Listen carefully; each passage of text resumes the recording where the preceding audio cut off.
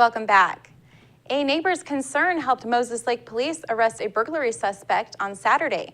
A neighbor called 911 to report suspicious activity in the 1100 block of West Ivy Street, which led to the arrest of Cody Kelly, a 20-year-old Moses Lake resident, for residential burglary and theft in the third degree. The neighbor reported seeing two men get out of the vehicle and enter a home through a window. Both Moses Lake Police and Grant County Sheriff's deputies surrounded the home, but the suspects had already fled. The investigation allegedly revealed Kelly and another suspect broke into a car at the Grant County Fairgrounds that is owned by the same person victimized in the Ivy Street burglary. A wallet was allegedly stolen from the vehicle. A PlayStation and a cell phone were stolen from the home. Anyone with information about the crimes is asked to call the Moses Lake Police at 509-764-3887.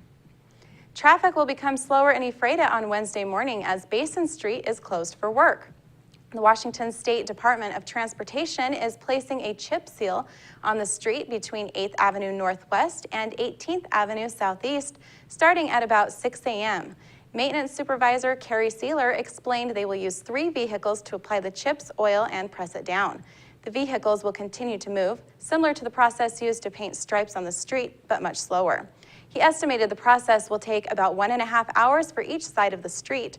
The project is part of the department's maintenance budget. Congressional candidate Clint Didier received an endorsement from a Republican group. Didier is one of the 2 Republicans seeking to replace Representative Doc Hastings in the U.S. House of Representatives next year.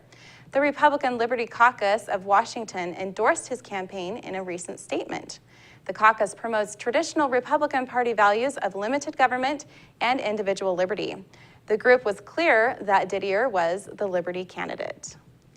In Northwest news, a horse is doing his part to help disabled people.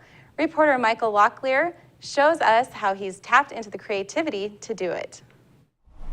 Come on here. Come on, let's go. When Tuck isn't milling around the stable, he has a paintbrush in his mouth.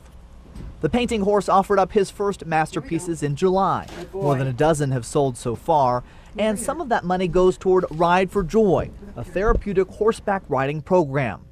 I feel like with his talent and what we're able to do to produce, that we can sell his paintings and donate 50% at least of the proceeds to get that program rolling at Ride for Joy. On our visit, Tuck was a little shy. Yes, this is really his first experience with anybody professionally taping him. But Tuck had his priorities in order most of the time. Paint the floor? Let's paint the floor. That's a good sign. Nancy Powers calls herself Tuck's assistant. And I am so happy that he has found his new career at age 23 and that this career can benefit others. So that's why we do it every day, 7 days a week. The horse has bad ankles. Tuck is disabled himself, but he makes time to get the work done so that others can benefit. So, you know, as you can see, I'm pretty proud of him and the kind of animal that he is and what he's done to help others. And so I'm really happy to think that I'm 67 and he's 23, that, you know, we can still continue to help others, and kind of hoping that's the legacy for both of us. Michael Locklear, KBOI News, Boise. That's going to do it for us here at iFIBER 1 News. We want to thank you for watching, and we'll see you again tomorrow.